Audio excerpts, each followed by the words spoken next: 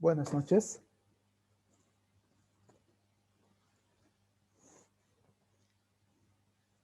Hola.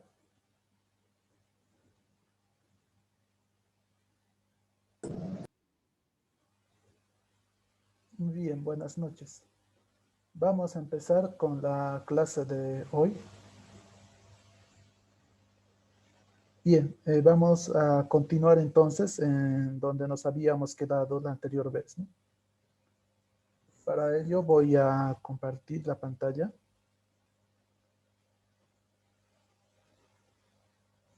Un momento, voy a seleccionar el archivo que tenemos que ver hoy.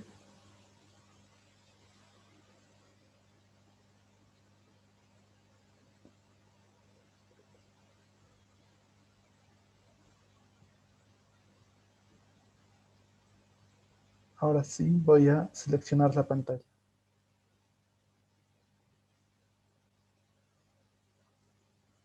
Nos habíamos quedado aquí, ¿no? En pruebas de hipótesis. Ya habíamos visto la estimación de un modelo lineal. Eh, Hemos calculado estos estadísticos, ¿no? De un modelo de regresión lineal. Por ejemplo, el R cuadrado corregido y además con sus interpretaciones. Entonces, bueno, también hemos realizado la estimación por intervalos. Lo que ahora nos queda es ver las pruebas de hipótesis. Pero antes de ver esto, vayamos a R para tener los resultados en el paquete R, ¿no? Y luego realizar las pruebas de hipótesis. Entonces voy a compartir la ventana de R. Eh, no, no es esto. Un momento. Voy a ver dónde está. Ahí, aquí está.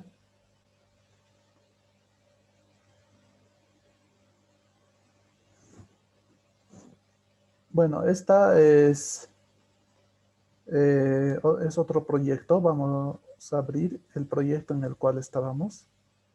Sí, yo he estado trabajando en otros proyectos, entonces el proyecto que estábamos construyendo la anterior clase lo podemos abrir de esta forma, ¿no? Vamos a File, Open Project y buscamos, en este caso yo lo he guardado en esta carpeta, eh,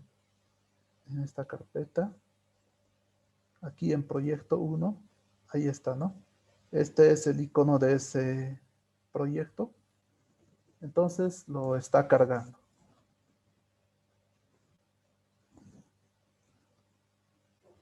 Bien, este es el script. Bueno, no sé si se pueden ver bien las, las letras de este script, ¿no? Voy a aumentarlo un poco, dado que es una transmisión remota, entonces quizás no se ve muy claro. Veamos este color, digo este tamaño. Ahora se debe ver mejor, ¿no? Bien, vamos a cargar entonces esos datos. Esta librería es para cargar archivos desde Excel, ¿no?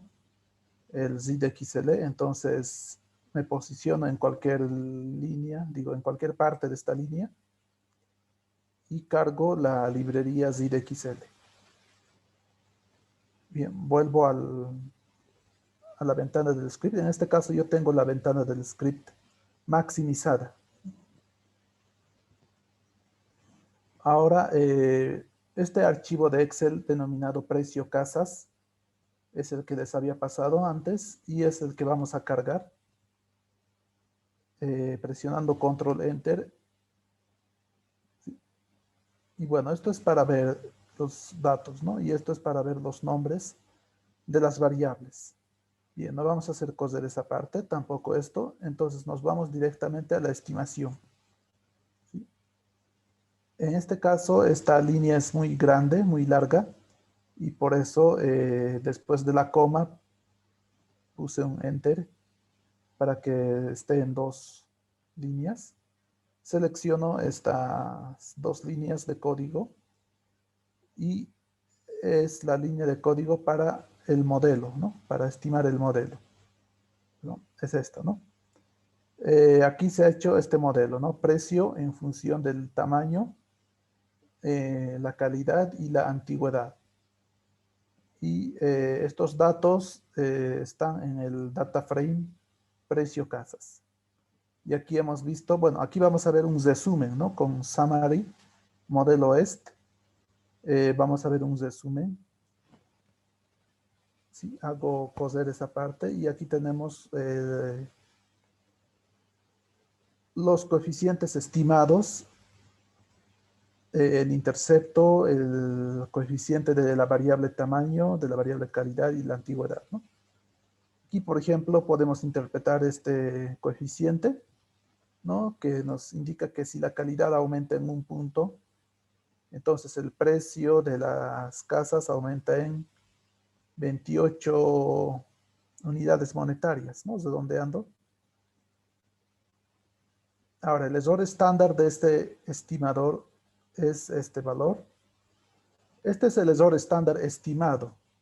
Recordemos que este estimador es una variable aleatoria, porque varía de muestra en muestra, ¿no? En la práctica solamente tenemos una muestra, pero teóricamente se pueden tener un gran número de muestras a partir de una población, un gran número de muestras de tamaño n, siendo n menor al tamaño de la población, ¿no? El tamaño de la población puede ser un tamaño, un valor finito, o puede ser infinito, ¿no? Se trabaja también con poblaciones de tamaño infinito. En todo caso, la muestra es de menor tamaño, es de un valor finito, y si la población es de tamaño finito, la muestra también es de tamaño finito, pero es menor, ¿no? Pero bueno, entonces estos estimadores son variables aleatorias porque varían de muestra en muestra. Y entonces esta es la estimación de su error estándar, porque tampoco conocemos su error estándar o las varianzas de estos parámetros, ¿no? De estos estimadores en realidad, ¿no? Son estimadores de los parámetros. Entonces, no conocemos las varianzas de estos estimadores. Lo que obtenemos son estimaciones de las varianzas y de las covarianzas de los estimadores. Y lo que aquí nos presenta el programa R es la raíz cuadrada de esas varianzas, ¿no? Es decir, los errores estándar de cada uno de los estimadores. Una estimación en realidad, ¿no? No nos presenta el error estándar en sí, sino la estimación del error estándar de esos estimadores. A partir de estos estimadores, a partir de estos valores calculados, se puede construir este estadístico T, ¿no? Este estadístico T no es más que el estimador sobre su error estándar estimado. Como ambas son estimaciones, entonces esa razón, el estimador sobre el error estándar estimado, esa razón es 1518 en este caso, y si se cumple el supuesto de normalidad, entonces esta razón sigue una distribución T de student. Y como es un estadístico que sigue una distribución T de student, se puede calcular el P valor, que es esta, ¿no? La probabilidad de que el área sea mayor a T en valor absoluto. ¿Sí? Entonces, esta sería la probabilidad de ese área. 0,189536, en ese caso es mayor a 0,05. Si el área fuera menor a 0,05, entonces existiría poca evidencia de cierto hecho. Eso es justamente lo que vamos a ver ahora, las pruebas de hipótesis. Entonces voy a compartir la pantalla de la presentación. Bien, esto es lo que tenemos que ver ahora. Las pruebas de hipótesis, ¿no? Bien, lo que nos interesa en esta parte es conocer si se cumplen ciertas hipótesis respecto a los parámetros. Aquí los parámetros son los coeficientes beta y, bueno, que multiplican a las variables, ¿no? Por ejemplo,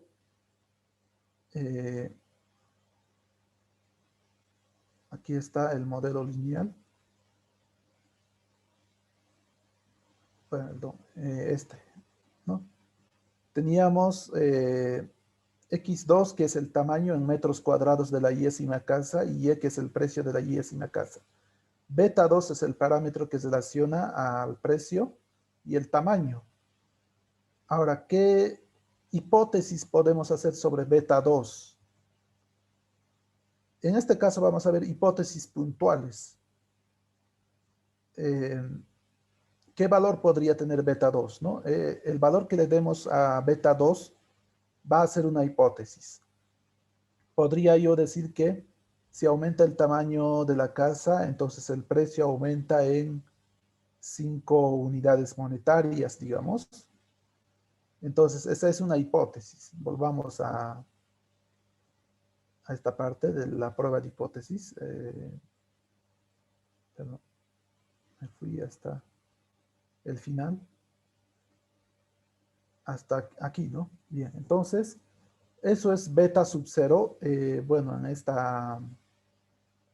este beta representaría cualquiera de los coeficientes beta 1, beta 2, beta 3, ¿no? Y este beta sub 0 va a ser un valor hipotético. Entonces, una prueba de hipótesis general es esta. La afirmación que hago sobre el valor que tiene cualquiera de esos coeficientes, ¿no? Entonces, bueno, en este caso, esto lo estamos viendo en notación matricial. Beta es un vector en realidad, ¿no?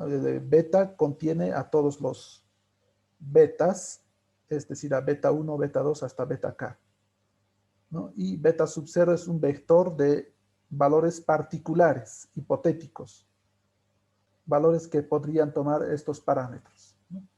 Y entonces, esta es una prueba de hipótesis general a todos los betas. ¿Sí? Estamos diciendo que esos betas son iguales a un vector de valores particular. Bien, vamos a ver una de las pruebas más utilizadas sobre parámetros individuales. En este caso, vamos a denotar hipótesis nula igual a, o bueno, la hipótesis nula sería esta expresión. Supongamos, bueno, en este caso tenemos en forma general, ¿no? Beta sub j igual a 0.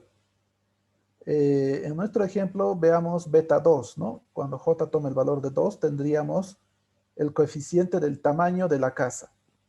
Entonces, ¿qué significaría que el coeficiente del tamaño de la casa sea 0? ¿Sí?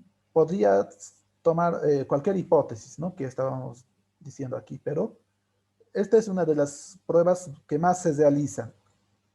Y el resultado de esta prueba de hipótesis es lo que devuelve la salida de R y también de muchos softwares estadísticos, ¿no? Prácticamente todos. Los softwares estadísticos devuelven los resultados de las pruebas de hipótesis, donde se prueba que los coeficientes son iguales a 0, individualmente. Entonces, ¿qué significaría, por ejemplo, beta sub 2 igual a 0? Es decir, el coeficiente del tamaño de la casa igual a 0. Eso significaría que el tamaño de la casa no tiene un efecto lineal en el precio de las casas, ¿no? Esa sería la hipótesis, que el tamaño no tiene efecto o no tiene relación lineal con el precio de las casas, ¿no? Entonces aquí está eso, ¿no? En general, que no existe relación lineal entre Y y XJ. Se prueba esta hipótesis contra esta otra, que es la hipótesis alternativa. Esta es de que beta sub J es distinto de 0, ¿no? Si es distinto de 0, el coeficiente del tamaño de las casas, por ejemplo, si es distinto de 0, entonces de hecho hay una relación lineal entre el precio y el tamaño. Entonces, para probar esa hipótesis se utiliza este estadístico T, T de beta sombrero sub J, es decir, el T del beta estimado, y esto es igual a esta razón, ¿no? El estimador sobre el error estándar del estimador, pero este es el error estándar estimado, ¿no? El error estándar estimado del estimador. Entonces, son estas dos estimaciones las que hacen que, bueno, son este estadístico T, pero si se cumple el supuesto de normalidad, entonces este estadístico T, esta razón, sigue una distribución T de student. Si no se cumple el supuesto de normalidad, entonces esta razón, este estadístico T no sigue necesariamente una distribución normal. Perdón, no sigue necesariamente una distribución T. Entonces, este cálculo de este estadístico T es válido cuando se cumple el supuesto de normalidad, es decir, cuando se cumple el supuesto de que los términos de perturbación siguen una distribución normal. Bien, aquí está eso, ¿no? Sigue una distribución T con n menos k grados de libertad si se cumple el supuesto de normalidad de U sub I. Y claro, sigma sombrero de beta sombrero sub J es el error estándar del estimador respectivo. Bueno, ahora, este estadístico T toma una amplia gama de valores, ¿no? Recordemos que la distribución T es parecida a la distribución normal, ¿sí? Solamente que tiene las colas más pesadas. Ahora, esa distribución T, ¿qué pasa si ese estadístico T toma valores muy grandes? Es decir, valores que están en las colas de la distribución T, ¿no? Recordemos la distribución T tiene una forma de campana de Gauss, ¿no? Por eso justamente se parece a la normal, solamente una campana un poco más achatada. Y bueno, ¿qué pasa si el estadístico T toma valores muy elevados, muy positivos o muy negativos, digamos, ¿no? Entonces, estaría cayendo en una zona donde hay muy poca densidad de probabilidad. Lo ideal, es decir, no lo ideal, sino si cayera este estadístico T cerca de 0, si el estadístico está centrado alrededor de 0,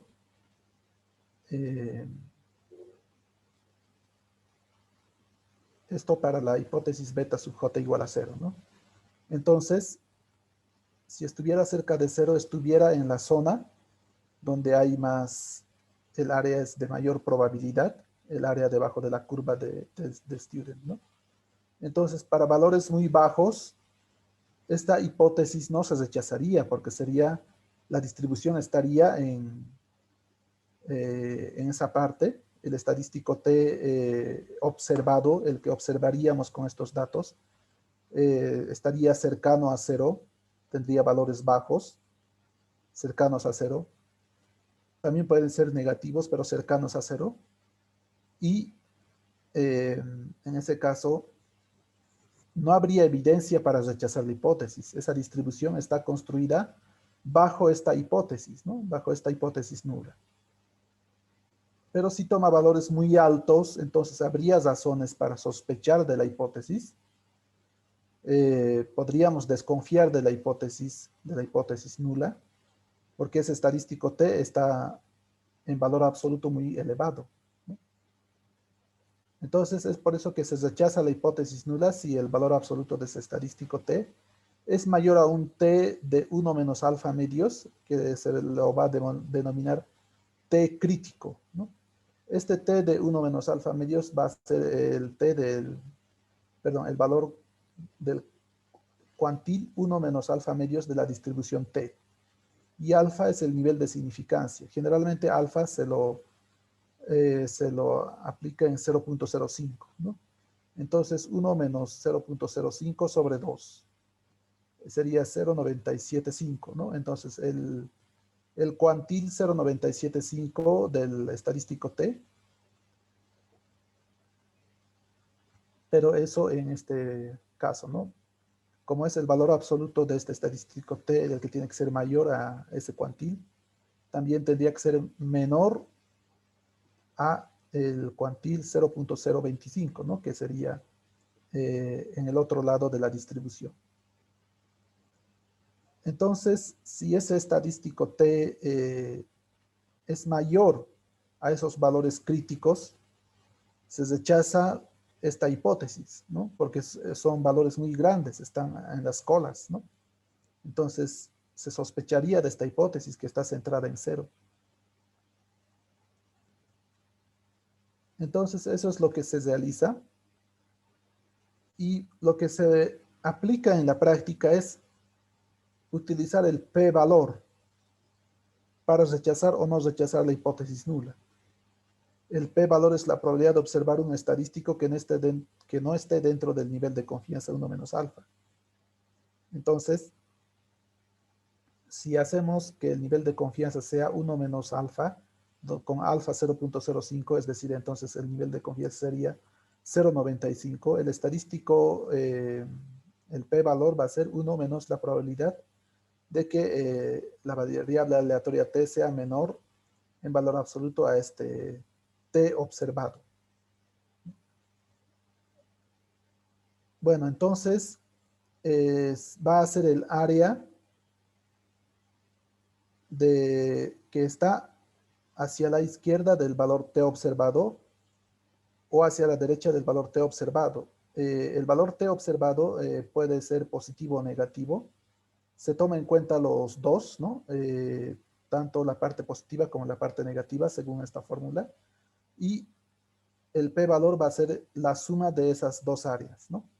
El que está a la izquierda del t observado negativo y el que está a la derecha del t observado positivo. Todo ese área, si lo sumamos y ese área es menor a un valor prefijado, ¿no? A un valor alfa, en este caso alfa hemos prefijado en 0.05. Si ese área es menor a 0.05, entonces se rechaza la hipótesis nula, ¿no? Cuando el p-valor es menor a 0.05. Entonces eso lo podemos ver justamente en la salida de... Vamos a ver la salida. Un momento, voy a compartir esa salida, ¿no? Aquí están esos estadísticos T, ¿no?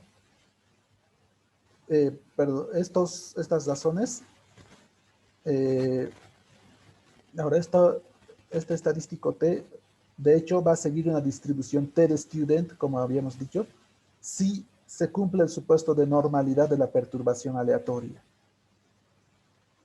¿Sí? Si hay normalidad en la perturbación aleatoria, entonces la variable dependiente condicional a las variables explicativas también sigue una distribución normal. Los estimadores como combinación lineal de la variable dependiente y también como combinación lineal de términos de perturbación siguen una distribución normal, ¿no? Cualquier combinación lineal de variables normales también es una variable con distribución normal. Entonces los estimadores son estimadores lineales porque son una función lineal del término de perturbación y son además estimadores con distribución normal.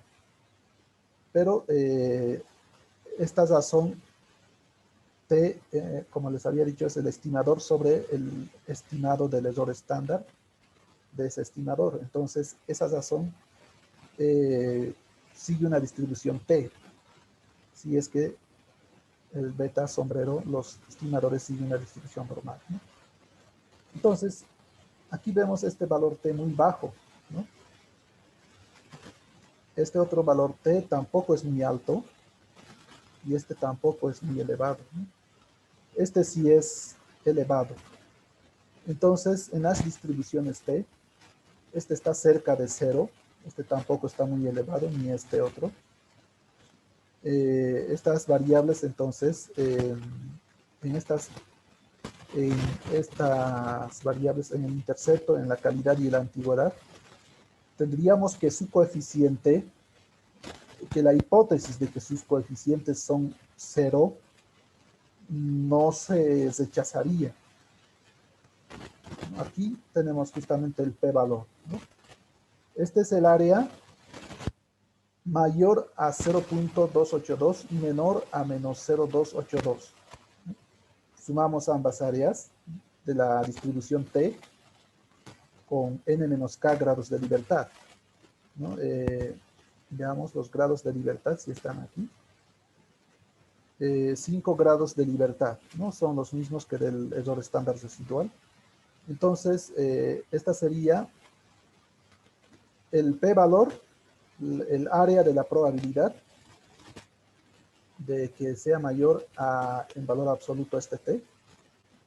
Entonces, de la distribución t con 5 grados de libertad, ¿no? N menos k grados de libertad es, n es la cantidad de observaciones, menos k, k es la cantidad de parámetros estimados. Bien, veamos un rato en la presentación. ¿Cuánto es n? En este ejemplo tenemos 9 observaciones, ¿no? N es 9 y K son 4. 9 menos 4, 5. Entonces, sí, K es el número de parámetros, ¿no? Aquí está, 9 menos 4. Son 4 parámetros, beta 1, beta 2, beta 3 y beta 4. Bueno, entonces continuamos con esta parte, ¿no? Volvamos a R.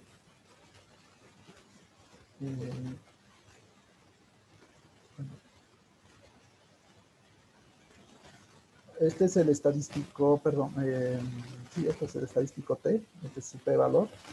Entonces, este área es muy grande, es mayor a 0.05. Entonces, no rechazamos la hipótesis de que el intercepto es cero, ¿no? En esta línea, la hipótesis nula sería que beta 1, el intercepto sería cero. Aquí la evidencia nos dice que nos rechacemos esa hipótesis. Sobre el tamaño, sí se rechazaría la hipótesis, ¿no?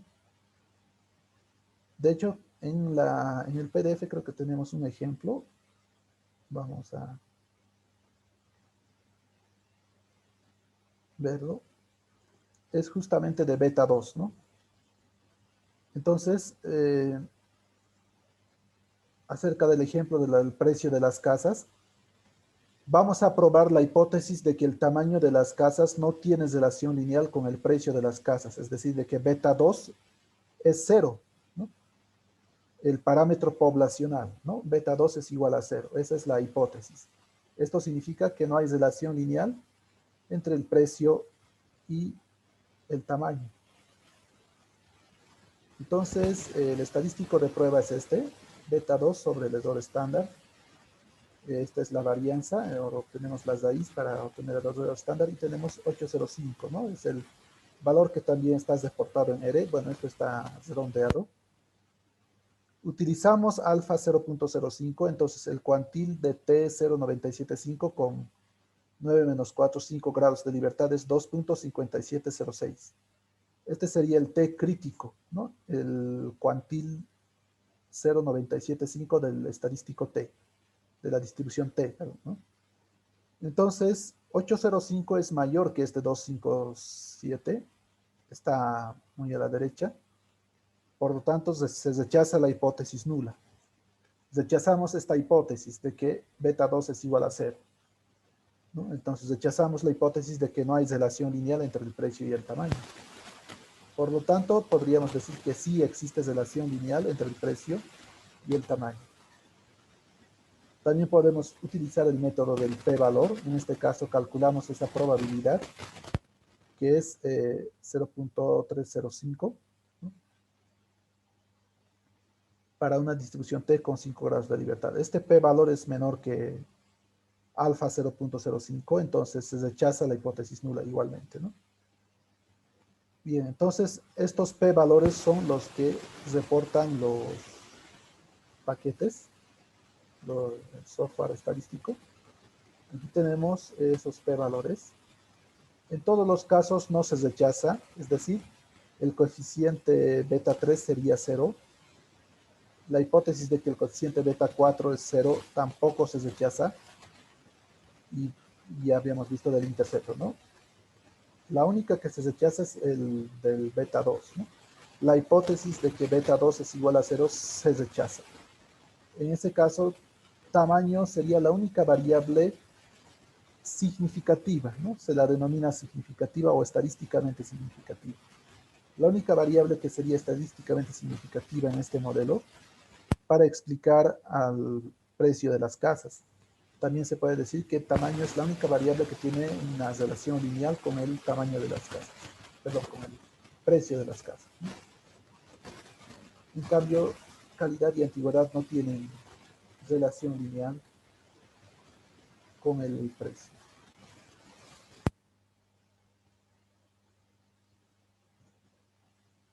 Bien, entonces, de esta forma, realizamos una prueba de hipótesis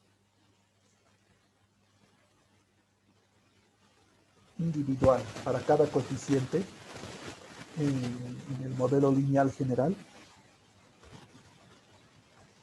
Veamos que también es posible probar hipótesis sobre restricciones lineales acerca de los parámetros. De esta forma,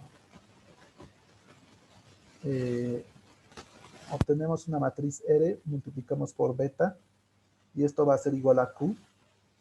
Entonces, R es una matriz R minúscula por K de coeficientes, Q es un vector R por 1, de valores hipotéticos, ¿no? Valores hipotéticos de estas restricciones lineales.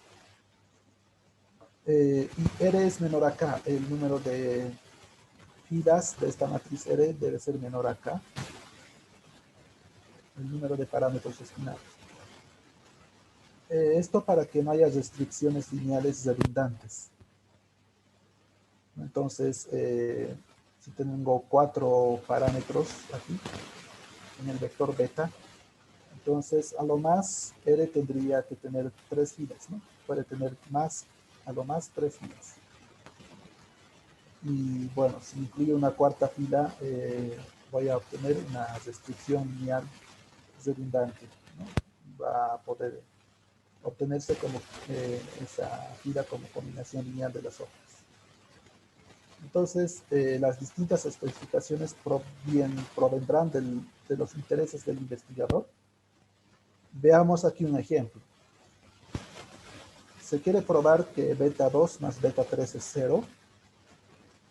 Es decir, que el efecto de la variable 2 más el efecto de la variable 3 se anulan, ¿no? ¿Sí? Luego, otros ejemplos podrían ser que beta 2 más beta 3 es 1, ¿no? Que el efecto de la variable 2 más el efecto de la variable 3 es 1, que el efecto de la variable 1 es 2 veces el efecto de la variable 4. ¿No? Se puede interpretar de esta forma estas expresiones. En nuestro ejemplo, beta 2 sería el efecto del tamaño de la casa, ¿no? Y beta 3 el efecto de la calidad. Beta 4 era el efecto de la antigüedad, ¿no? aquí estaríamos diciendo que el efecto del tamaño es 2 veces el efecto de la antigüedad.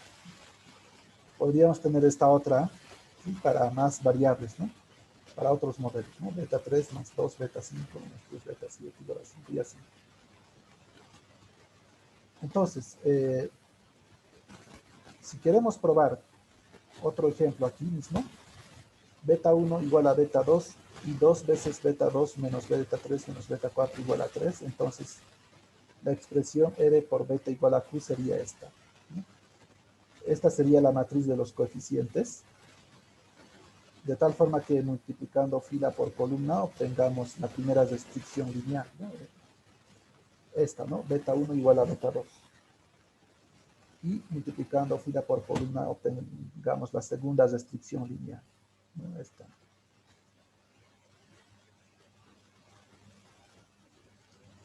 Para este caso, para probar esta hipótesis con restricciones lineales en los coeficientes, se tiene este estadístico, el estadístico de Wald.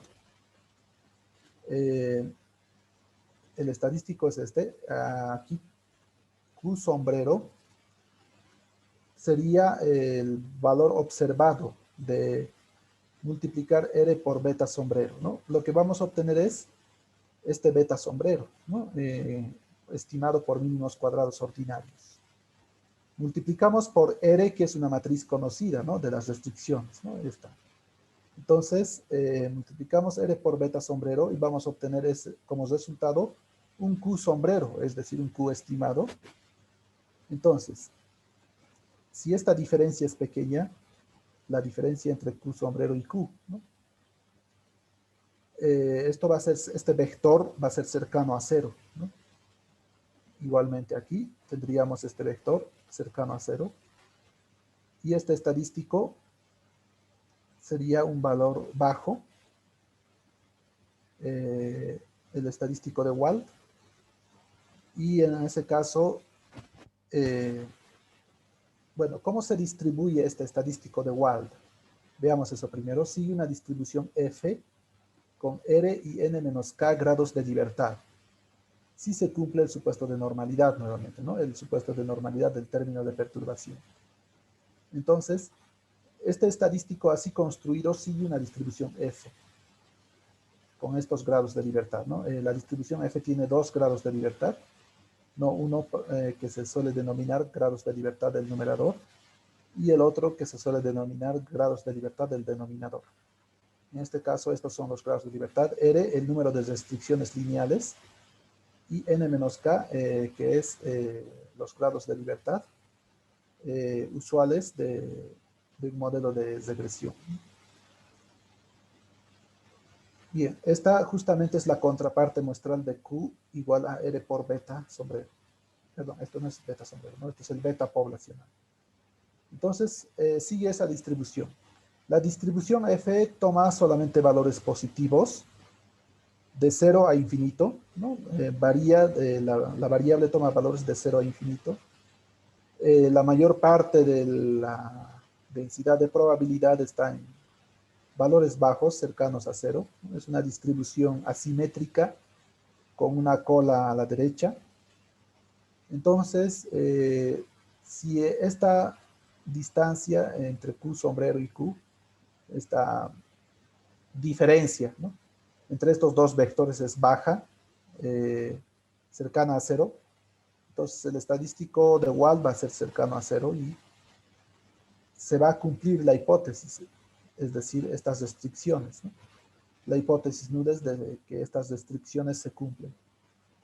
Entonces se va a tener evidencia, ¿no? Este Q sombrero va a estar cerca del Q poblacional.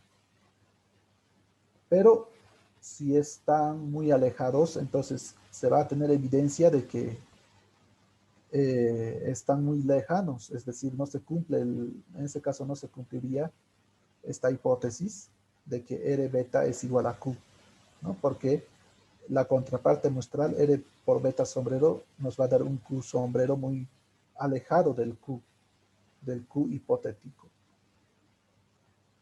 Bueno, aquí tenemos un término, sigma sombrero de Q sombrero a la menos 1. esta es la matriz de covarianzas de este vector Q sombrero. Esta es la inversa justamente, y esta matriz se calcula de esta forma. Necesitamos, bueno, es una estimación también, necesitamos la estimación de la varianza del término de perturbación, la varianza que se considera constante, ¿no? Entonces, sigma sombrero al cuadrado. Esa estimación necesitamos. Y esta expresión es la estimación de la matriz de covarianzas de Q sombrero, ¿no? La hipótesis nula es justamente esta, R beta igual a Q. Se va a rechazar esa si Wald, el estadístico de Wald es mayor a F de 1 menos alfa, donde F de 1 menos alfa es el cuantil 1 menos alfa de la distribución F, ¿no? Como habíamos dicho, si una distribución F, vamos a utilizar entonces un cuantil, el cuantil 1 menos alfa. Vamos a hacer que alfa sea 0.05, que es lo que generalmente se hace. Entonces 1 menos 0.05 es 0.95, entonces el punto crítico va a ser el cuantil 0.95, ¿no? El valor que separa el 95% inferior de la distribución del 5% superior de la distribución, ¿no? Entonces, ese valor va a ser el crítico, ese cuantil. Y si el estadístico de Wald es mayor a ese cuantil del 0.95, entonces se rechaza la hipótesis nula porque ese valor de Wald está muy alto, ¿no? Y si es menor, entonces no se va a rechazar la hipótesis nula. Y entonces este cuantil se obtiene de la distribución F con R y N menos K grados de libertad. También podemos utilizar el p-valor, que es lo más común. En este caso es la probabilidad de que la variable aleatoria f, que sigue una distribución f de Snedeker es mayor al estadístico de Wald. La probabilidad de este evento es menor a alfa. Para un alfa prefijado, ¿no? F sigue una distribución f, bueno, es esta variable f, ¿no? Sigue una distribución f con R y N menos K grados de libertad. Y W es el valor observado del estadístico de Wald, ¿no? Ese estadístico de Wald, si la hipótesis de normalidad es, y si el supuesto de normalidad se cumple, entonces ese estadístico de Wald va a seguir una distribución F con R y N menos K grados de libertad, ¿no? Como dice aquí, cuando la hipótesis nula es verdadera. Bueno, entonces se puede utilizar también el p-valor. Si vamos a utilizar alfa 0.05, entonces vamos a rechazar la hipótesis nula si el p-valor es menor a 0.05. Bueno, aquí tenemos un ejemplo, ¿no? Para el modelo de precio de las casas. Puede ser de interés probar conjuntamente si la variación del precio respecto al tamaño es el doble de la variación del precio respecto a la calidad. Y asimismo si la suma de las tres variaciones de precios es nula. Esta sería la primera parte, beta 2 igual a 2 veces beta 3. Beta 2 hemos dicho que es el efecto del tamaño, ¿no? Y beta 3 el efecto de la calidad. También se puede decir que beta 2 es la variación del precio respecto al tamaño, ¿no? Ese es el efecto del tamaño, ¿no? En el precio. Entonces es la variación del precio respecto al tamaño. Y beta 3 va a ser la variación del precio respecto a la calidad, ¿no? Ese sería el efecto de la calidad. Entonces, lo que se quiere es probar si el primero, el efecto del tamaño, es el doble del efecto de la calidad, ¿no? Y simultáneamente se quiere probar que la suma de los tres efectos se anula, ¿no? Bien, entonces la expresión R beta igual a Q es esta.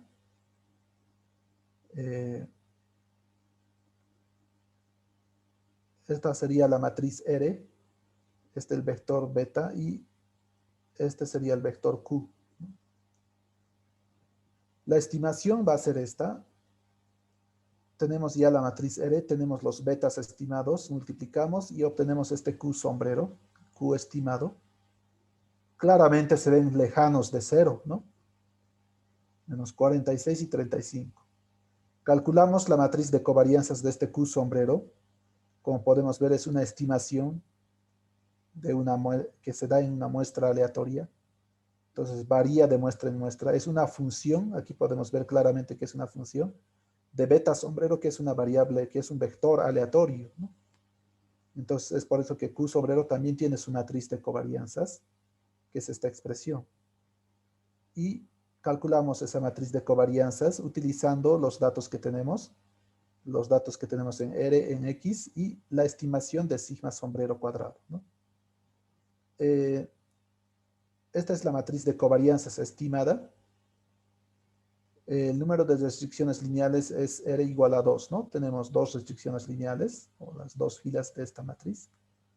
El estadístico de prueba, el de Wald, lo calculamos, es 9.19, ya que tenemos ya los datos, ¿no? Tenemos la estimación de la matriz de covarianzas, tenemos Q sombrero y el Q hipotético, que es un vector de ceros, ¿no? Y R también. Entonces, el cuantil 0,95 de la distribución F con 2 grados de libertad del numerador y 5 del denominador, ¿no? Tenemos que obtener el cuantil de esa distribución F. Es este valor, ¿no? 5,7861. Esto se obtiene de tablas especiales que están en los textos de estadística, pero eso era antes, ¿no? Ahora muchos softwares, el mismo Excel, te puede calcular este cuantil de una distribución F. Bueno, ahora tenemos este estadístico igual, 9.19, mayor que el cuantil F. Entonces se rechaza la hipótesis nula. Esta hipótesis nula, R beta igual a Q. Si aplicamos el método del p-valor, ese p-valor es 0.0211 y es menor a 0.05, ¿no? Entonces se rechaza también la hipótesis nula. Entonces rechazamos esta hipótesis de que este efecto es 2 veces el efecto de este otro y que la suma de los tres es 0. Bueno, no encontré una forma de hacer eso en R, pero lo vamos a dejar de tarea para ver cómo hacer una prueba de restricciones lineales de los coeficientes de un modelo de regresión en R. Vamos a continuar con la parte de predicción de los valores de la variable dependiente. Bueno, voy a continuar entonces compartiendo las diapositivas. Bien, en este caso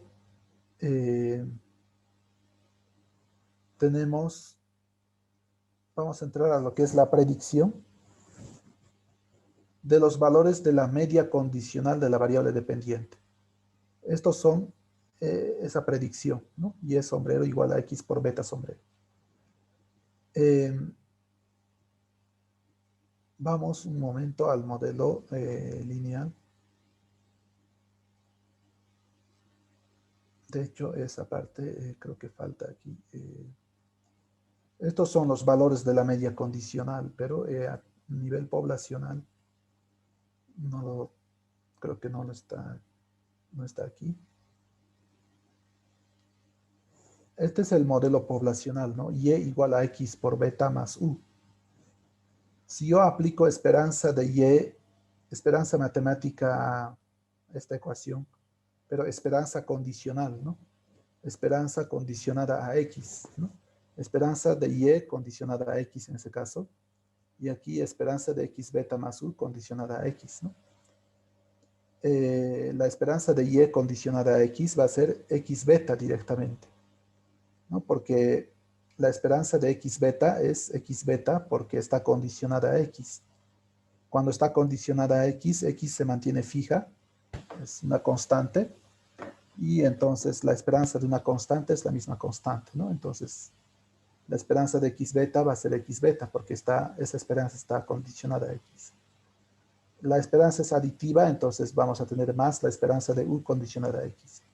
Pero la esperanza de U condicionada a X, y aquí ya lo hemos supuesto en 0, ¿no? Entonces, Volvamos al final. Perdón. X beta sería la esperanza de Y condicionada a X.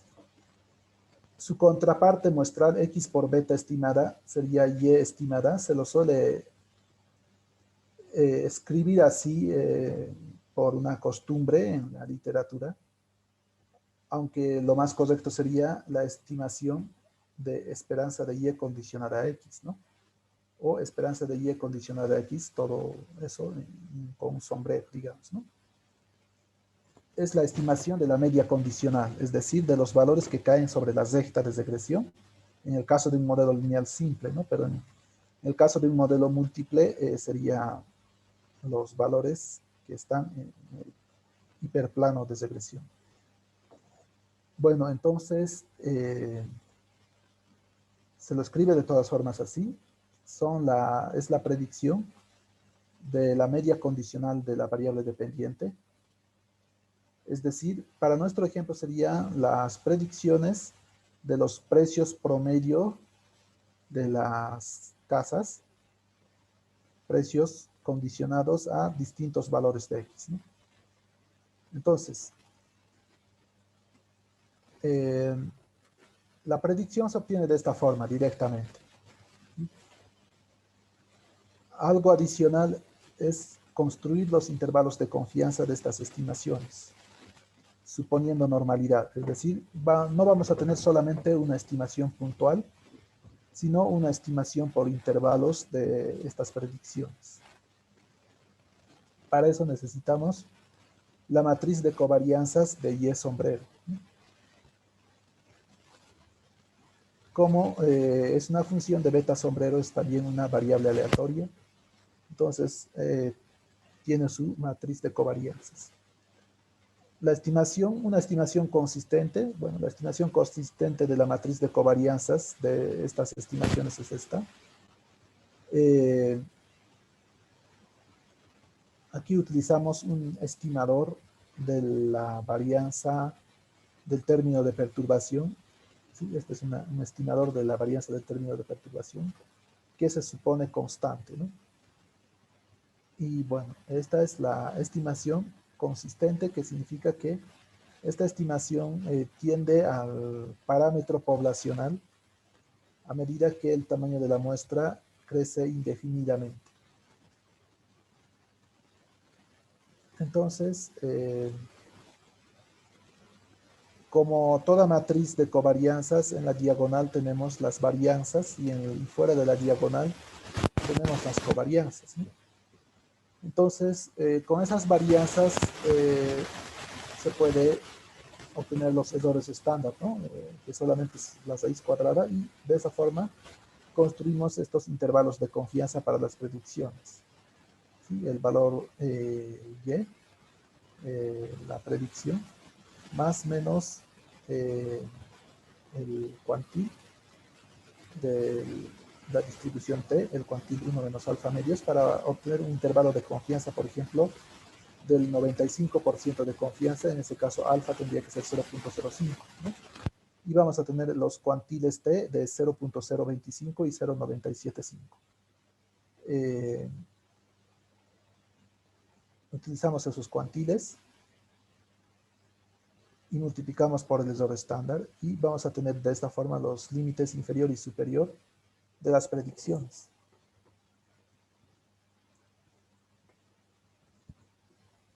Bueno, aquí tenemos ejemplos. Calculamos esa matriz, calculamos sus errores estándar y obtenemos los límites inferiores, ¿no? Esta es la predicción, es decir, los precios promedios de las casas. Eso creo que no estaba más aquí. Entonces, este es el precio promedio de las casas. La estimación puntual, para obtener el límite inferior tendríamos que es estar el cuantil T y multiplicado por el error estándar, ¿no? Para cada observación. Entonces, este es el límite inferior y este sería el límite superior, ¿no? Donde lo que hacemos es una suma. Para un nivel de confianza del 95%. Entonces, el precio promedio de la casa 1 estará entre 1.344 y 1.639, con un 95% de confianza, ¿no? Ese sería el precio promedio de las casas que tienen características como de la casa 1. La casa 1 tenía estas características. Veamos. Esta es, ¿no? La primera casa tiene un precio observado de 1.400. Tiene 125 metros cuadrados, 10 de calidad y 14 años de antigüedad.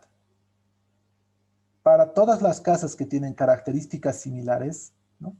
Casas que tienen 125 metros cuadrados, 10 de calidad y 14 años de antigüedad, para todas esas casas se infiere esta predicción, que su precio va a variar entre 1.344.6 y 1.639, ¿no? El precio promedio de ese tipo de casas. Ese precio promedio estaría con un 95% de confianza entre esos dos valores. Sí, esa es la media condicional, ¿no? Está condicionada a esos valores de X. Sí, bueno, eso es justamente lo que decía aquí, ¿no? Para la primera observación, ¿no? Se tiene que, para una casa de estos valores, se predice este precio promedio, ¿no? Para las casas que tienen esas características justamente, ¿no? Este es el puntual, ¿no? 1491.8, redondeando, ¿no? Y por intervalos su precio estaría entre estos dos, ¿no? Valores a un 95% de confianza. Todo esto es válido, claro está, si se cumple el supuesto de normalidad, el supuesto de homoscerasticidad, de no autocorrelación, de exogeneidad y de linealidad. Bueno, entonces con eso hemos terminado esta parte. Bueno, veamos antes en R la predicción. Aquí vamos a ver solamente la predicción puntual.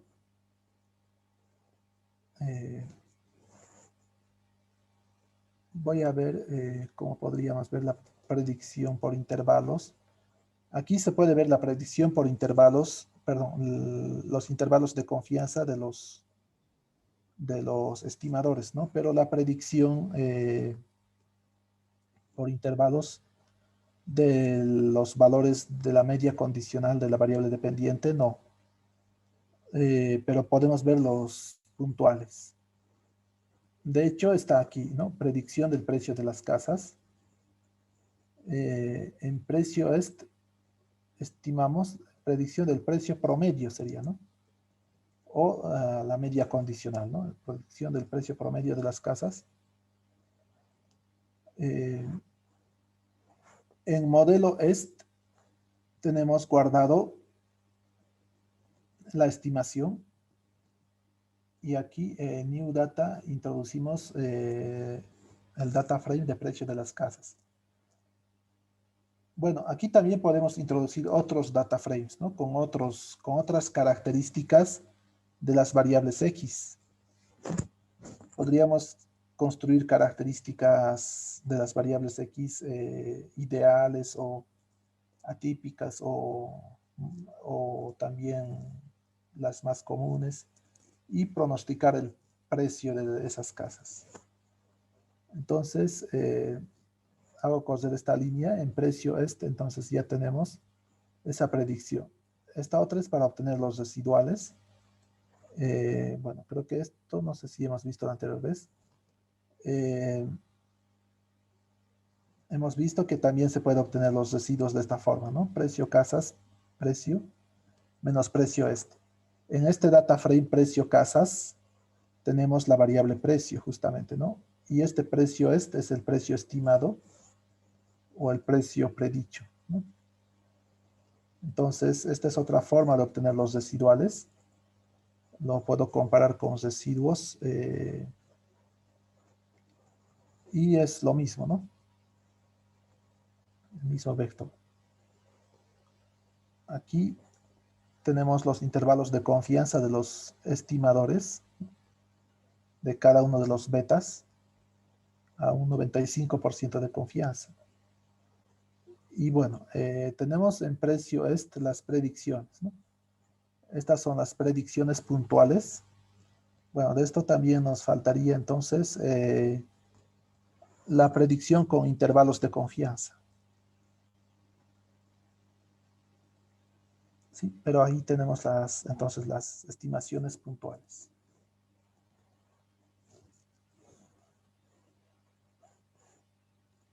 Bueno, entonces vamos a pasar ahora a la segunda parte de este modelo lineal. El modelo lineal, como hemos visto, tiene muchos supuestos. Tenemos los supuestos de linealidad, supuesto de normalidad, de exogeneidad, homocedasticidad y no autocorrelación. 5 supuestos, ¿no? Y bueno, hay otro supuesto más, el de no multicolinealidad, ¿no? Son 6 supuestos. Si se cumplen esos 6 supuestos, entonces el modelo es adecuado para explicar esas relaciones lineales entre las variables. Pero veamos qué pasa cuando no se cumplen esos supuestos. Y eso es lo más común en el trabajo práctico, en el trabajo aplicado. Esos supuestos raramente se van a cumplir. Generalmente no se cumplen.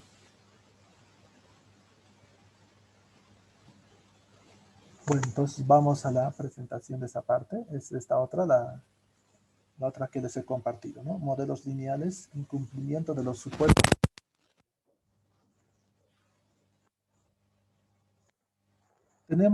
Vamos a ver el primero, el Disculpe una menos, pregunta. sí,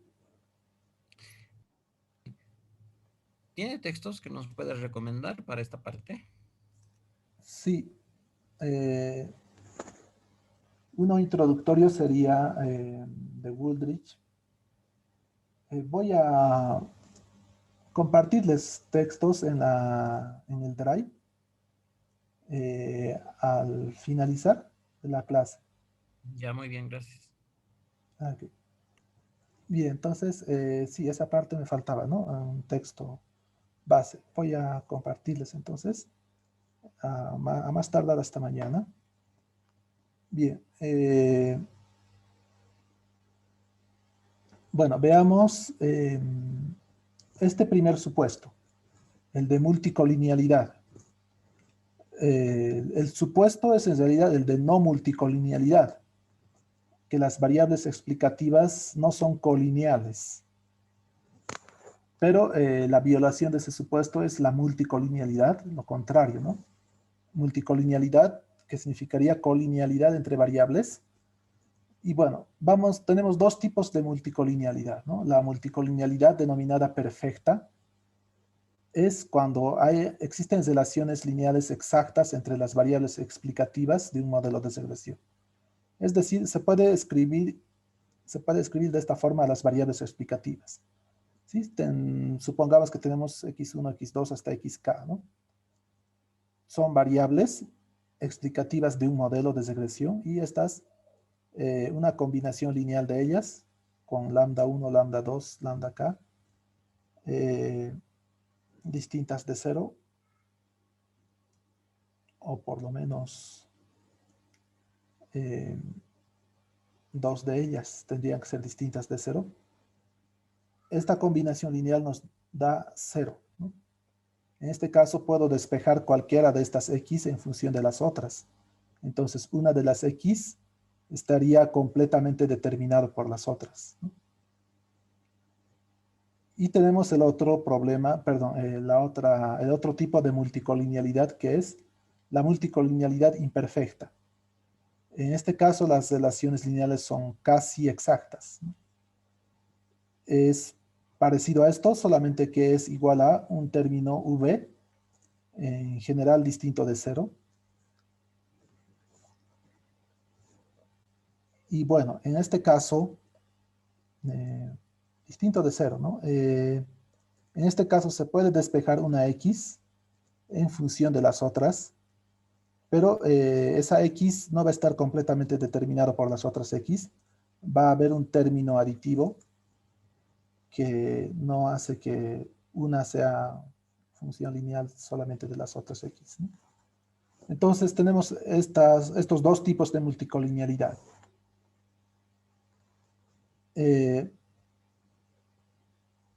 Veamos cuáles son las causas de la multicolinealidad. Cuando el tamaño de la muestra es menor al número de variables, es decir, n menor a k, ¿no? El número de observaciones es menor al número de variables que existen. Si yo tengo solamente, digamos, 7 observaciones, para nuestro ejemplo serían 7 precios de casas, ¿no? Pero tengo, digamos, 8 variables, ¿no? Además del precio de las casas, tendría tamaño, calidad, antigüedad, zona, no sé, más variables que podríamos pensar que podrían afectar al precio de las casas. En ese caso, n es menor a k. Algunas columnas, bueno, habíamos dicho que 7 observaciones, 7 filas en sí, y 8 columnas, ¿no? 8 variables. Entonces, vamos a tener que una de las columnas va a poder escribirse como combinación lineal de las otras columnas. Y en ese caso tenemos multicolinealidad perfecta, ¿no?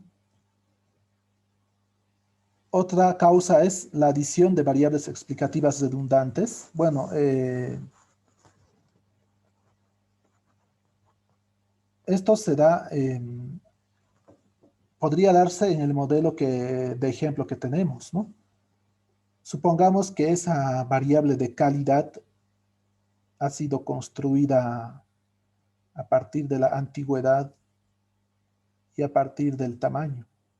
Si es un indicador, esa variable de calidad, pero eh, para construir esa variable de calidad han tomado en cuenta también la variable tamaño y la variable antigüedad. En ese caso, y supongamos que lo han hecho linealmente, además, ¿no? Es decir, como un promedio ponderado de esas dos variables o algo así, ¿no? Entonces, esa ya es una variable redundante, ¿no?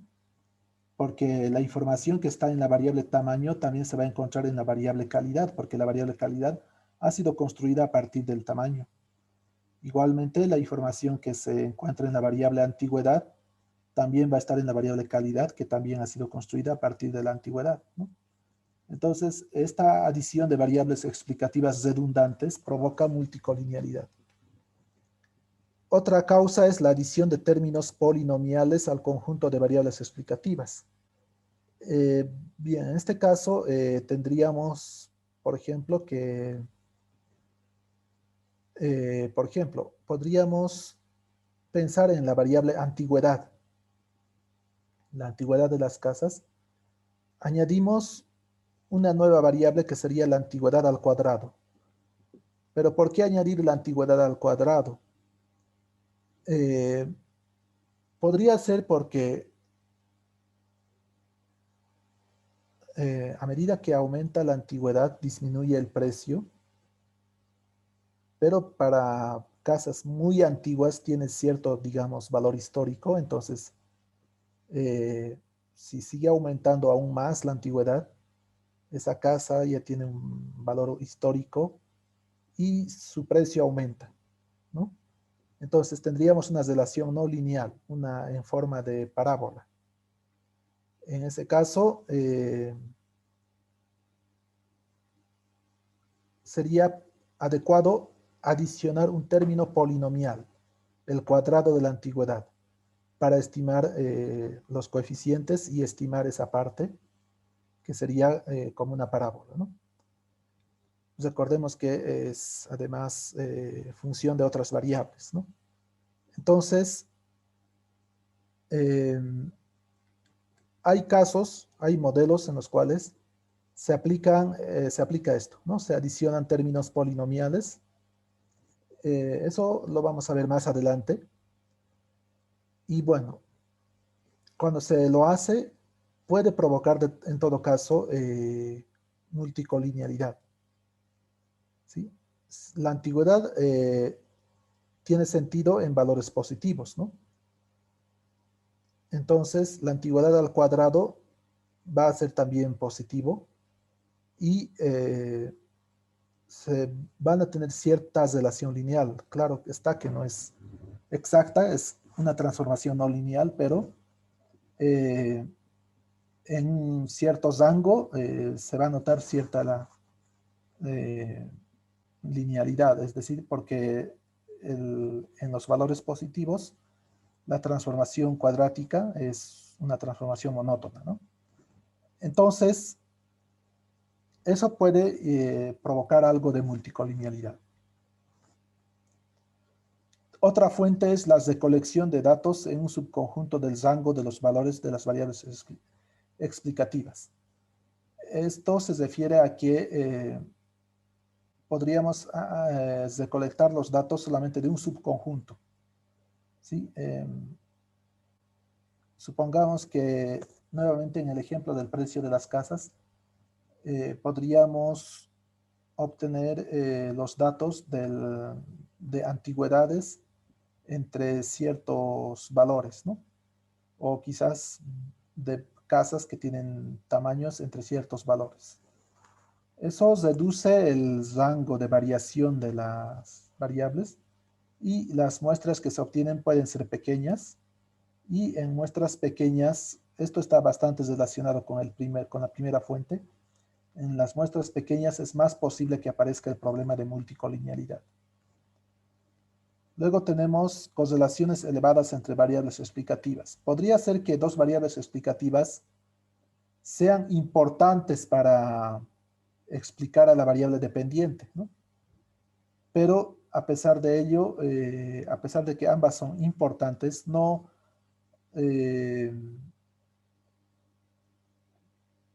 serían una transformación de la otra o algo así nada más, sino que, por ejemplo, tamaño y antigüedad. Eh, el tamaño y la antigüedad no tienen nada que ver, ¿no?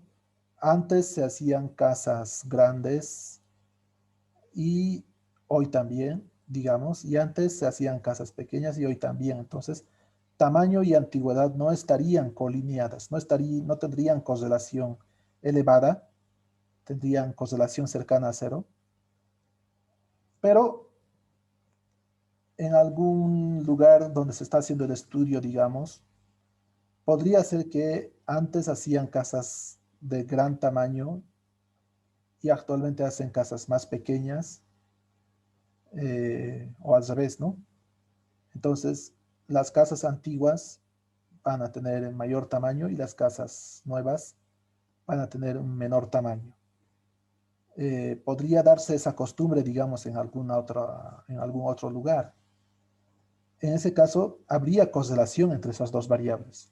Tanto tamaño como antigüedad serían importantes para explicar el precio, pero para ese contexto particular estarían correlacionadas, ¿no? Entonces, si hay correlaciones elevadas entre variables explicativas, esa es una fuente de multicolinealidad también.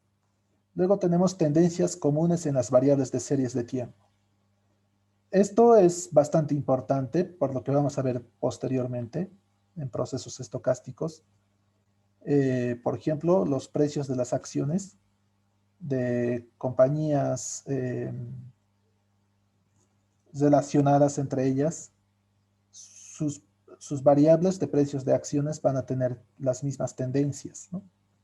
Entonces, si se las utiliza como variables explicativas de alguna variable dependiente, van a estar altamente correlacionadas porque tienen tendencia común en el tiempo. Bien, entonces, bueno, esto es una explicación un poco redundante, pero aquí tenemos otro ejemplo un poco un poco absurdo, ¿no? Se podría haber ingresado al modelo como variables independientes el tiempo en horas y el tiempo en minutos, pero ambas variables son en realidad la misma, ¿no? Solo que están en distintas escalas, ¿no? El tiempo en horas y el tiempo en minutos. Podría ser que alguien, por algún error o por alguna otra razón, tiene como variables independientes el tiempo en horas y el tiempo en minutos. Ese caso ya es de multicolinealidad perfecta, ¿no? Porque una es un múltiplo de la otra. Y en ese caso, la estimación es imposible. ¿Sí? Eso vamos a ver justamente por qué es imposible, ¿no? En ese caso, eh, si hay multicolinealidad perfecta, entonces no se puede estimar por mínimos cuadrados ordinarios los coeficientes beta j del modelo, ¿no? Debido a que no se puede calcular la inversa de esta matriz. Recordemos que la fórmula es esta, ¿no? De beta es x transpuesta x a la menos 1 por x transpuesta y. Esa, esta es, ¿no? Bueno, aquí necesitamos la inversa de esta matriz x transpuesta x para calcular el vector beta sombrero. Entonces, si x tiene columnas, columnas colineales, ¿no? Es decir, que una de ellas se puede escribir como combinación lineal de las otras, o de algunas de las otras, o más de una de ellas, ¿no? En ese caso, esa matriz X no tiene rango completo, ¿no? Tiene, es de rango menor, rango incompleto. La matriz X transpuesta X tampoco va a tener rango completo, va a ser una matriz cuadrada, pero no va a ser una matriz de rango K, ¿no? X en general es una matriz de N por K, y X transpuesta X es una matriz K por K, ¿no? Va a ser de rango completo si su rango es K, pero como existen columnas que se pueden escribir como combinaciones lineales de otras, entonces el rango es menor. Hay vectores, las columnas serían vectores linealmente dependientes. Entonces, hay dependencia lineal en esa matriz X transpuesta X y su determinante es cero, ¿no? En ese caso no tiene inversa y por eso mismo la estimación se hace imposible. Ahora, si existe multicolinealidad imperfecta, los coeficientes se pueden estimar, pero el determinante va a estar cercano a cero, ¿no? Si el determinante va a estar cercano a cero, las estimaciones van a ser inestables, ¿sí?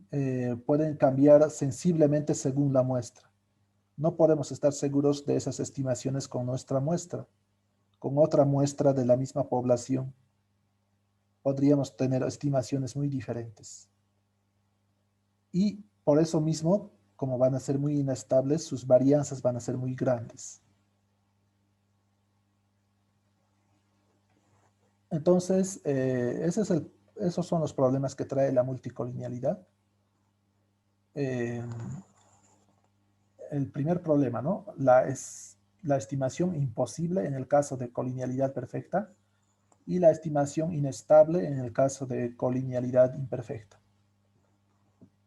Luego, la matriz de covarianzas de los estimadores es esta. Fijémonos que esta es la matriz de covarianzas. Si el determinante es cero, entonces, perdón, si el determinante es cercano a cero de esta matriz, entonces esta inversa va a ser de valores elevados y eso significa varianzas grandes, ¿no? En la diagonal de esta matriz se hallan estos términos, estas serían las varianzas de los estimadores.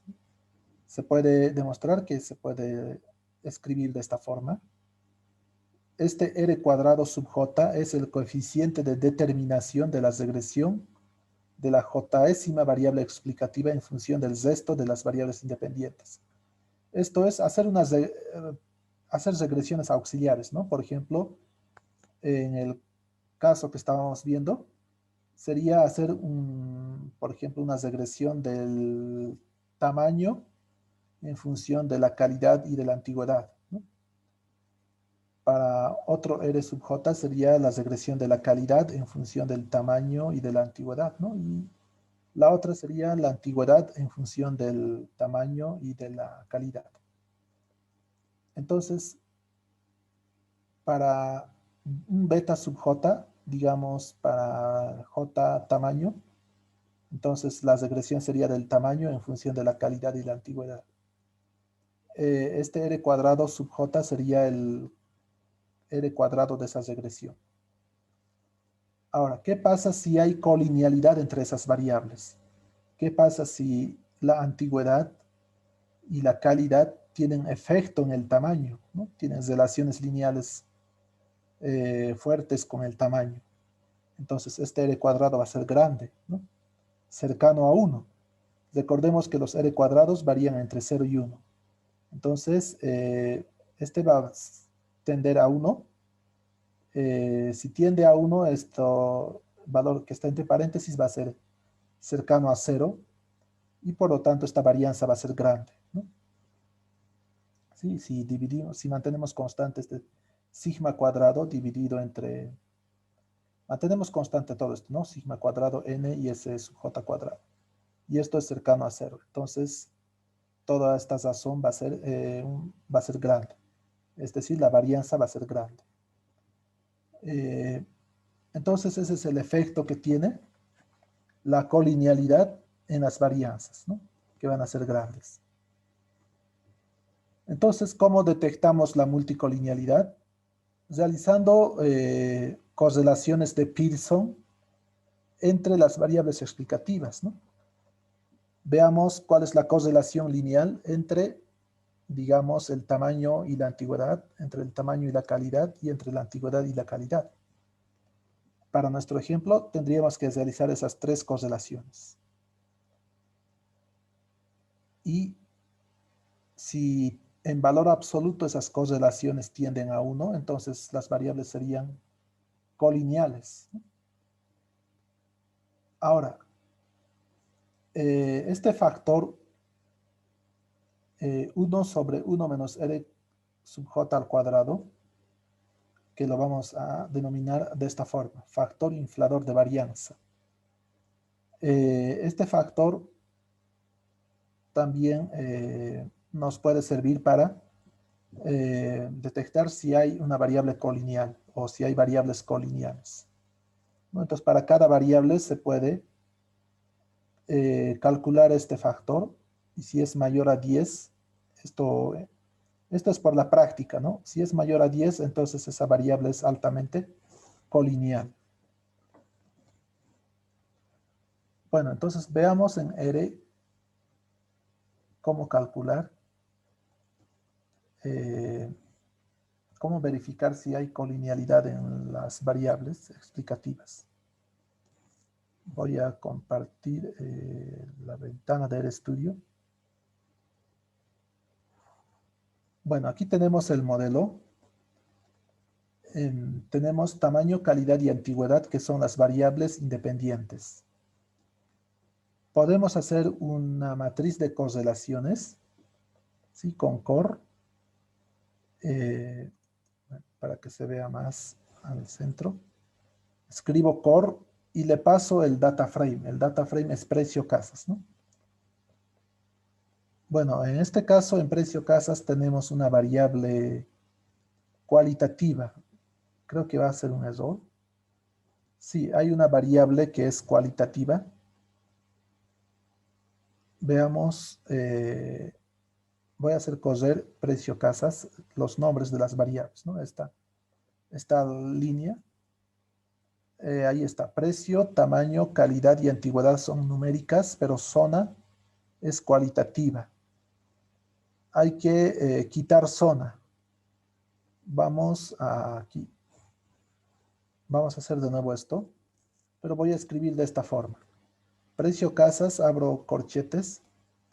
Voy a quitar la última variable, que es la variable la 5, ¿no? Aquí están enumeradas, ¿no? Precio es la 1, tamaño es la 2, no se ve, ¿no? Pero es así, calidad la 3, antigüedad es la cuarta variable y zona es la quinta variable. Entonces, Voy a quitar las 5. ¿Cómo quito las 5? Pongo precio casas y entre corchetes menos 5, ¿no? Para quitar la quinta variable. Presiono control enter y ahí tenemos la matriz de correlaciones de las 4 variables cuantitativas. Bueno, estas son entonces las correlaciones de Pearson, ¿no? Este es un coeficiente de correlación conocido, ¿no? Deben conocer el coeficiente de correlación lineal de Pearson, que varía entre -1 y 1, ¿no? Cuando tiende a 1, la asociación lineal entre las dos variables es elevada, ¿no? Y directa. Cuando tiende a -1, la relación es inversa, es una relación lineal inversa.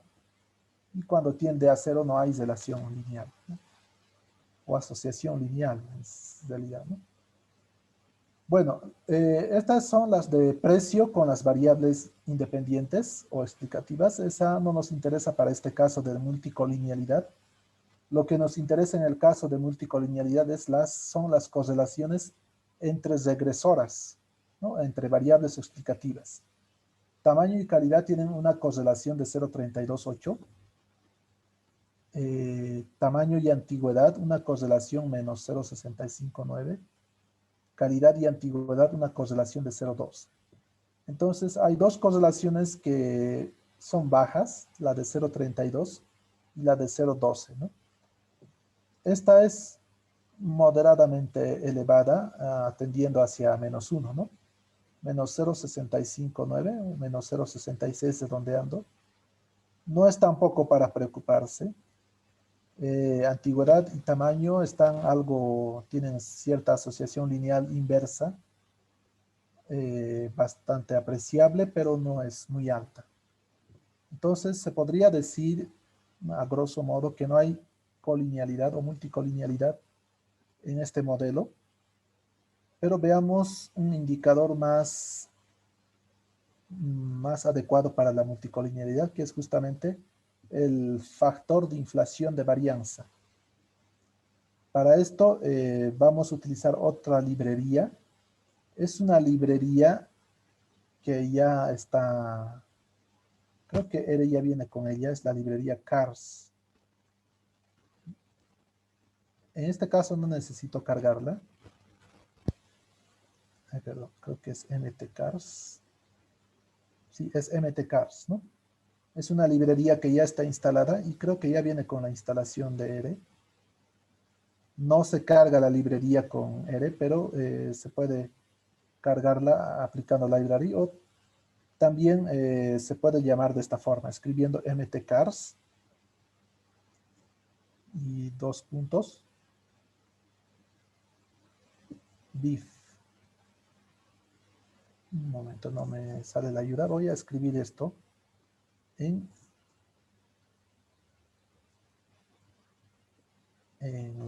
perdón, en la ventana de los scripts. Bien, no sé si es la versión correcta de mtcars. Aquí le tendría que pasar el modelo estimado, que es este modelo, ¿no? Modelo estimado. Y hago coser. Bien. El paquete mtcars entonces sí o sí hay que cargarlo. Voy a escribir library para cargar el paquete mtcars.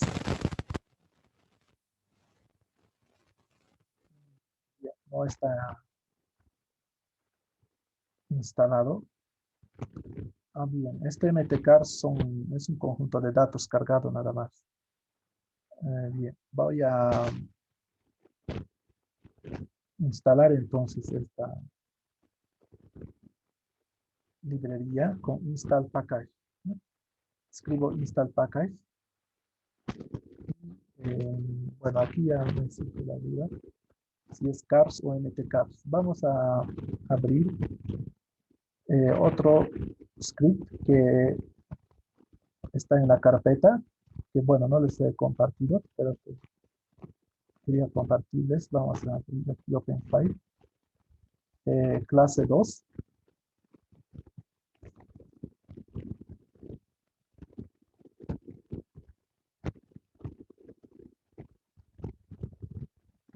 Bien, este es el script que vamos a ver en esta segunda parte. Aquí está, es car el paquete, pero tampoco está instalado. Entonces, lo voy a instalar. Voy a hacer la actualización aquí en el script clase 1. Entonces, la librería es car. Esta librería car está aquí, perdón, car y dos veces dos puntos, ¿no? Está instalado, mire, como les decía, y aquí solamente hay que buscar BIF. BIF es el factor de inflación de varianza. Y voy a pasarle este modelo. Modelo EST, que es el modelo estimado. Bien, entonces en este caso no hay que instalar la librería. Entonces aquí vamos a obtener el... Bien, veamos, documentemos esto. Estos son la matriz de correlaciones. Y este otro es el factor de inflación de varianza. Entonces voy a hacer coser esto. Y ahí tenemos el factor de inflación de varianza calculado para las tres variables explicativas. Para tamaño 2,53, para calidad 1,45 y 2,29 para antigüedad. Como podemos ver, ninguno es mayor a 10. ¿No? Entonces, ninguna de las variables es altamente colineal. Eso ya lo habíamos visto con la matriz de correlaciones, pero la matriz de correlaciones es algo informal. Este factor de inflación de varianza es más adecuado. Recordemos cómo es ese factor de inflación de varianza, ¿no? Vamos a compartir la diapositiva. Es 1 sobre 1 menos R cuadrado sub J, ¿no? Esta es la regresión auxiliar que se hace de una variable explicativa en función de las otras dos. En este caso, para el tamaño, es la regresión del tamaño en función de la calidad y de la antigüedad, ¿no? Si ese R cuadrado es alto, entonces este valor va a ser cada vez más grande, ¿no? Si R cuadrado va aumentando, significa que hay una fuerte relación lineal entre esas variables explicativas y toda esta razón va a ir aumentando en tamaño. Entonces, este es el factor que hace que se infle la varianza, ¿no? Esta es la varianza, tiene este factor, entonces, a medida que este R cuadrado aumenta, o a medida que lo que está entre paréntesis disminuye, aumenta más y más la varianza, ¿no? O a medida que el factor aumenta, ¿no? Si este factor aumenta, aumenta la varianza. El límite es infinito, ¿no? Porque el R cuadrado sub J cuando existe multicolinealidad perfecta sería 1, ¿no? Entonces tendríamos 1 sobre 0, que podríamos verlo como infinito. Bien, entonces, ¿cuáles son las medidas remediales de la multicolinealidad? ¿Qué hacer en caso de que exista multicolinealidad? Bueno, en nuestro caso, en el ejemplo, no hay multicolinealidad. Eso es lo ideal para las variables explicativas, pero veamos qué hacer en caso de que haya multicolinealidad. Una opción es excluir del análisis a las variables altamente colineales. ¿Sí? Quitar a las variables que son muy colineales, pero esto puede provocar otro problema que es el sesgo de especificación que vamos a ver después. Otra estrategia es aumentar el tamaño de la muestra si es posible, ¿no? Esto en la práctica a veces se cuenta con muestras pequeñas y no se pueden aumentar. No siempre es posible, pero cuando se aumenta el tamaño de la muestra, se añade más variación a las variables y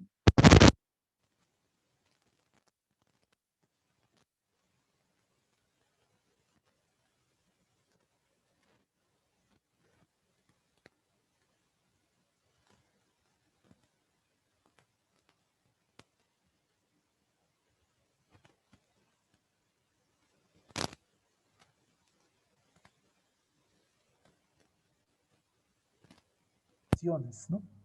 Es decir, si es el precio de las acciones la variable, la variación del precio de las acciones, es decir, en vez de analizar el precio de las acciones, analizaríamos las variaciones de los precios de las acciones, ¿no? Que sería el precio de hoy menos el precio de ayer. Y eso se haría, esa transformación se haría con las variables de series de tiempo. O también las tasas de crecimiento, ¿no? Que sería la variación sobre el valor anterior. O también las variaciones en logaritmos, que también son tasas de crecimiento. Eso se lo va a ver más adelante, ¿no? Entonces, se puede hacer algunas transformaciones a las variables. Con esas transformaciones, la multicolinealidad puede desaparecer. Luego, algunos autores recomiendan no hacer nada, debido a que la multicolinealidad no destruye las propiedades de insesgamiento y varianza mínima de los estimadores lineales. Esto se va a ver más adelante, pero hemos visto que si existe multicolinealidad, la estimación es inestable, pero no es insesgada, perdón, no es sesgada, ¿no? La propiedad de insesgamiento y la propiedad de varianza mínima se sigue manteniendo. Bueno, entonces, si existe multicolinealidad, este es el problema menos grave. Por eso mismo algunos autores recomiendan no hacer nada. ¿Sí? Solamente tendríamos quizás varianzas muy grandes. Y bueno, se podría solucionar quizás también de estas otras formas, ¿no? Bien, veamos otro problema que es la endogeneidad. La endogeneidad es lo contrario a la exogeneidad, ¿no? El supuesto que se hace en el modelo lineal es que eh, las variables explicativas son exógenas. ¿Qué significa que son exógenas? Que no están correlacionadas con el término de perturbación. Es también que este supuesto, que el supuesto de la esperanza de U dado X es cero, ¿no? Ese es el supuesto. Pero si no se cumple, si la esperanza de U dado X es distinto de cero, eso conduce a que la esperanza de XU, la esperanza producto, esta esperanza producto sea distinto de cero siempre y cuando U no sea ortogonal a X. Luego tendríamos que cuando no se cumple este supuesto, habría correlación entre X y U. Vamos a ver esto de una forma más explicativa, de acuerdo al ejemplo. Este es el supuesto que no se cumple, ¿no? Esperanza de U sub I dado X es igual a cero. Este es el supuesto, pero este no se está cumpliendo. Entonces, el modelo no está correctamente especificado. ¿Qué significa esperanza de U sub I dado X? Que los efectos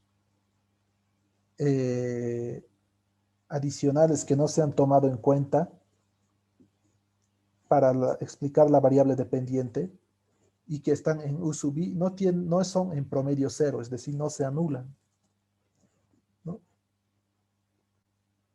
Entonces, si el modelo correcto es este, vamos a ver cómo se puede dar. Este sería el modelo correcto. X sub 1 sería una matriz n por K1 de variables explicativas observadas. Es decir, podríamos observar un conjunto de variables y X sub 2 sería otra matriz, n por k sub 2, de variables explicativas omitidas. Es decir, un conjunto de las variables se omiten. Se omiten porque no se tiene disponibilidad de ellas. En nuestro ejemplo tenemos el precio de las casas en función del tamaño, la antigüedad y la calidad, ¿no? Supongamos que la calidad no se observa. Tenemos entonces que realizar la regresión del precio en función del tamaño y la antigüedad nada más. Y no podemos hacer la regresión también en función de la calidad, porque la calidad no se observa. No se ha podido obtener datos de esa variable.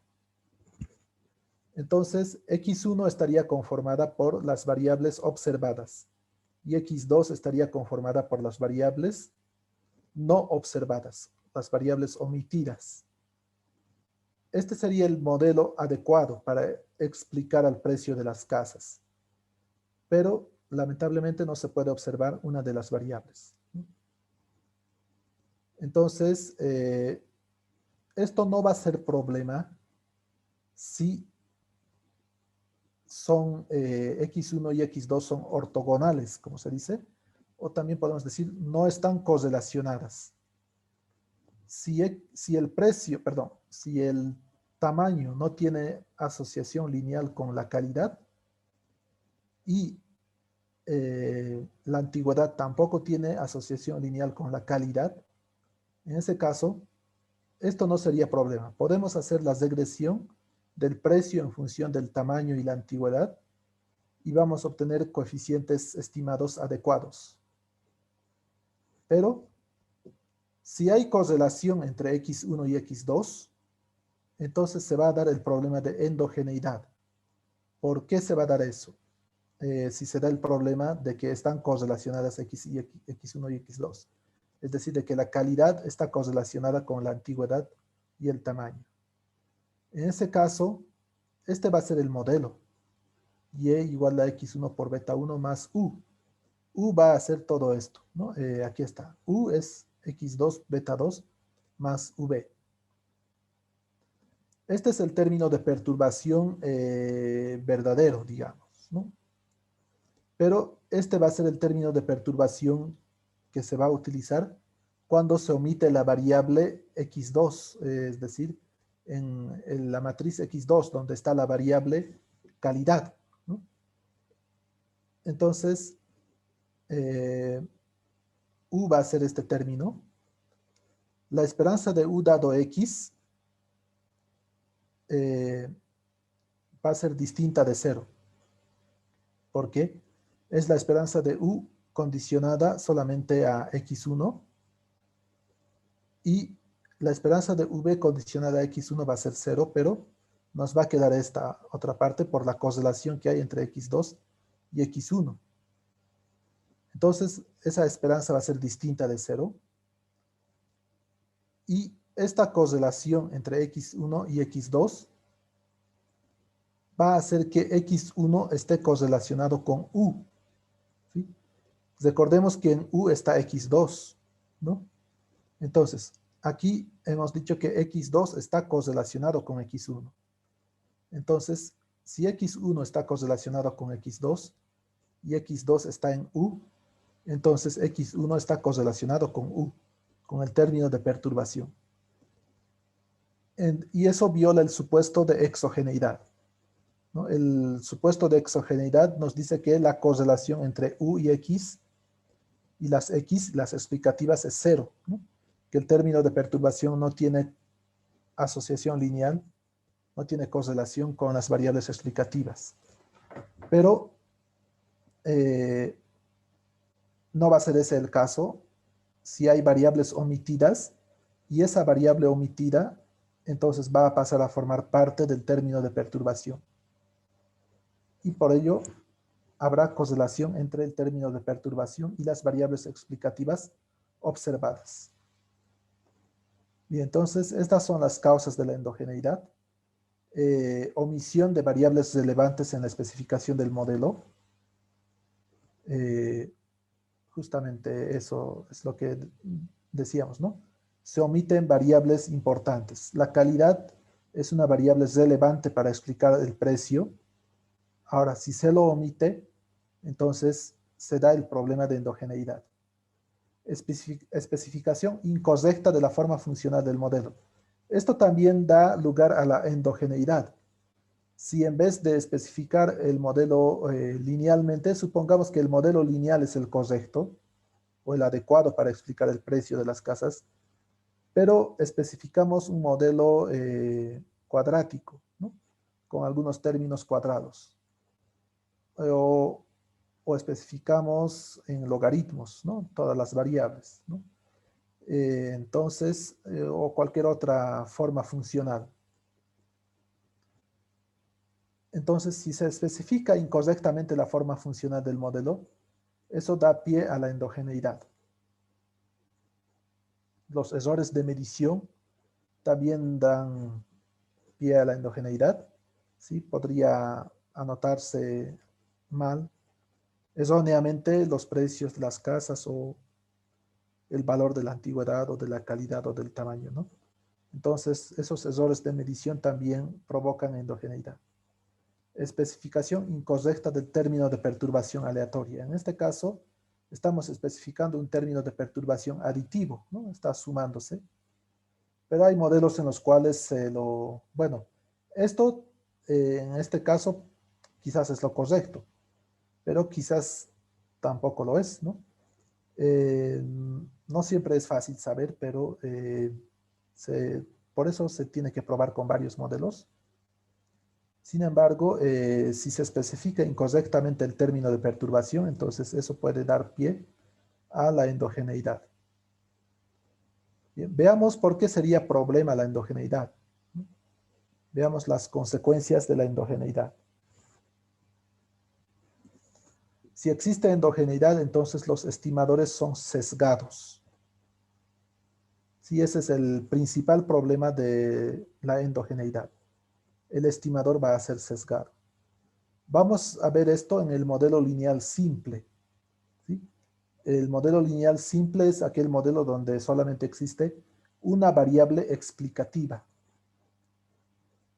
En este caso, la esperanza de U dado X va a ser igual a V distinto de 0. Entonces, no se está cumpliendo este supuesto, ¿no? El supuesto de la esperanza de U dado X igual a 0 no se está cumpliendo. Es igual a V distinto de 0. Entonces, la esperanza de Y dado X en el modelo lineal simple va a ser beta 1 más beta 2X más V.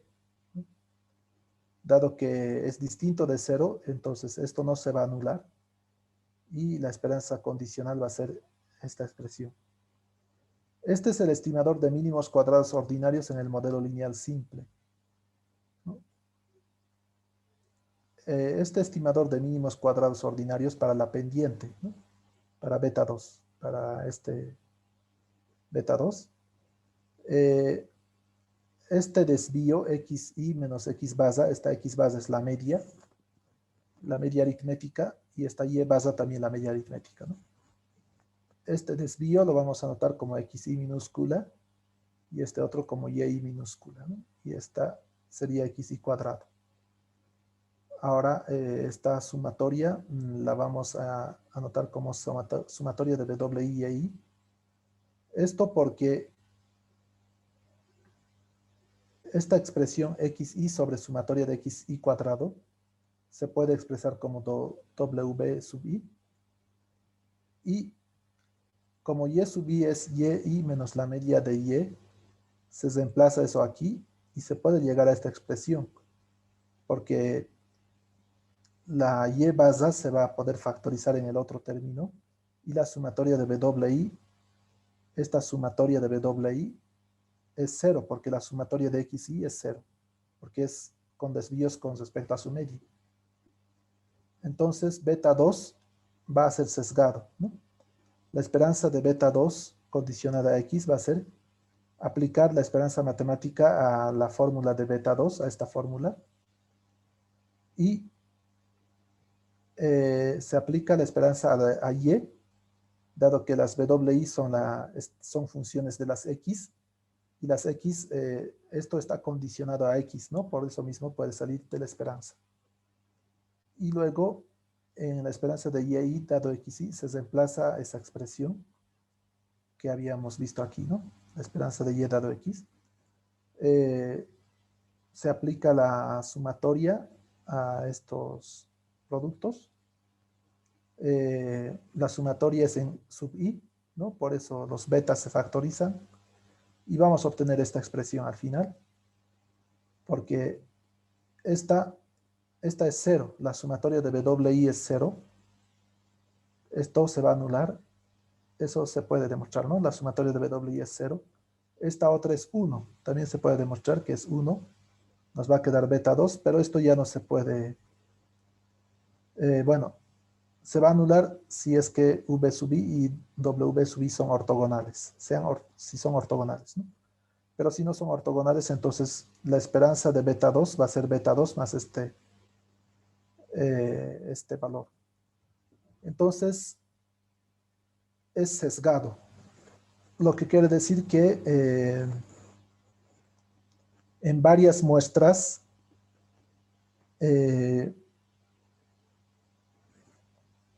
la media de los betas sub 2 estimados de todas las muestras posibles no va a llegar a ser el beta 2 poblacional. Entonces es un estimador sesgado. Beta 2 es una variable aleatoria, ¿no? En este caso, su esperanza matemática, es decir, su media condicional a X, no va a ser el beta 2 poblacional. Entonces, ese es el principal problema de la endogeneidad. Si existe endogeneidad, entonces los estimadores son sesgados. Bien, entonces vamos a ver esto más un momento.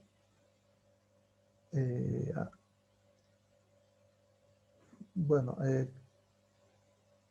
esta es la prueba de endogeneidad de ZZ. Esto vamos a verlo mejor en la siguiente. Cómo detectar la endogeneidad, ¿no? Con una prueba de endogeneidad. Bien, entonces vamos a quedar aquí.